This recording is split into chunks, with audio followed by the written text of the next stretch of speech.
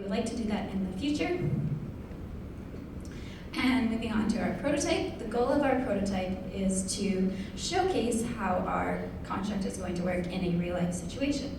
So we were going to add flow meters to measure the pressure of the blood, but due to their very high expense, we did not include them in the final design of our prototype. So what our prototype does consist of is a syringe, some medical tubing, a Rubbermaid container, and a collection bucket at the end. So how our prototype works is that we will have our syringe, we will have our syringe filled with blood already, and then we will attach it to the medical tubing. Then the blood will be pumped through into the inside of our splash box, where there is a cut in the medical tubing, and that's simulating our wound site. So then at this point in time, we will go in with our pre-filled syringe that has our Viper construct in it and apply it to the wound site and to stop the bleeding and create a clot. So, moving away from prototyping and lab work, aside from interviews that were conducted, members of our team also had the chance to go around in our community with a questionnaire that we created. Basically, we wanted to gain an opinion from the public on what they would think on different aspects of our project. More specifically, we wanted to get an idea on what they would use to apply our product if they were to use it on themselves. And from the results of our survey, we realized that the most popular answer was a bandage form, which we did take into consideration when finally deciding the application method for our product. Moving on to outreach opportunities, members of our team had countless opportunities to present to the local community. For example, we had the chance to present to local grade 11 biology students in our city, and we chose this specific group of students because blood coagulation is a topic covered in our curriculum there. As well, members of our team also had the chance to present to the Lethbridge City Council on what iGEM is in general, as well as our project, and this helped gain the media's attention. In addition to this, our team also had the chance to host a workshop done by one of our sponsors, Kickstarter, where members from teams from Alberta came around to gain hands-on experience at the lab, and this also helped gain the media's attention in our city. Moving on into collaborations, our team had the chance to collaborate with two teams this year, the OLS High School Camera team as well as Lethbridge Collegiate. One of the major collaborations was with the OLS Camera team. So basically we reached out to them through email, and after discussing various ways in which both teams could help the other, we came to the conclusion that our team could help out cameras in doing some lab work for them on a part that they had had troubles with. More specifically, we visualized a digested version of their construct on an egg roast gel. And while we did this, Canmore decided to send out our survey within their own team in order to increase the sample size of our survey and thus increase the effectiveness of our survey. As well, they also did an extensive ethical review on our project, which I will mention later on in our presentation. In addition to this, we also did a collaborative effort for both of our projects by sharing a Google document between the two teams. The feedback and advice made by Canmore's team really helped our team see a new way to pursue our project. For example, Canmore's team suggested that we could look into, or they questioned us on whether or not snake venom had been used previously to coagulate blood in a clinical setting.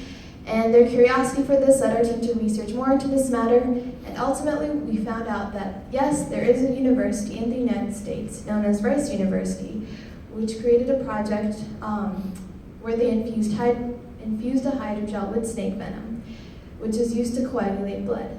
And although this project still has to go through years of testing before being able to be approved on humans, this made us realize the different possibilities that our project could take. Aside from Canmore, however, our team also collaborated with the Lethbridge Collegiate iGEM team, and we did some wiki work for the collegiate team, and for this, they helped us with some lab work over the course of the season.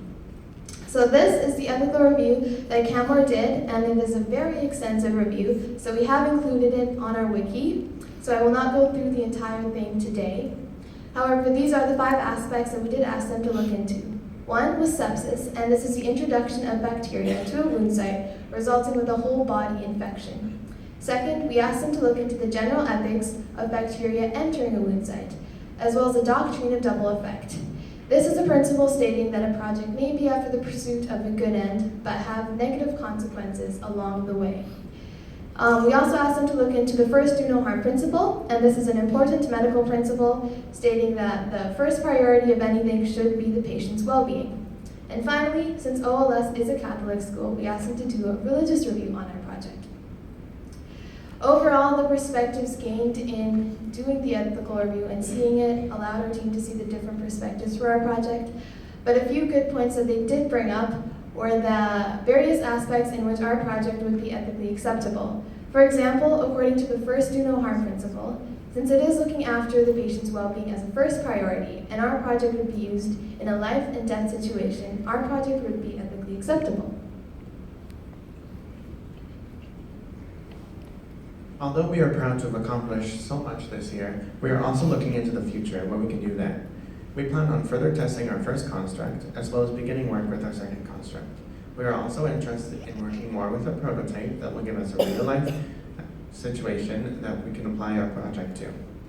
We also plan on looking into different delivery systems other than E. coli, such as plant and insect cells. This year, our team successfully submitted parts to the registry, as well as collaborated with the OLS Canmore team, successfully demonstrated that our project works in a real-life situation by applying information that we receive from interviewing professionals about our project. Our project, E. coli, helps people avoid these are the parts that we submitted to the registry. The fourth part listed on this slide is the part that is our composite part that contains our construct.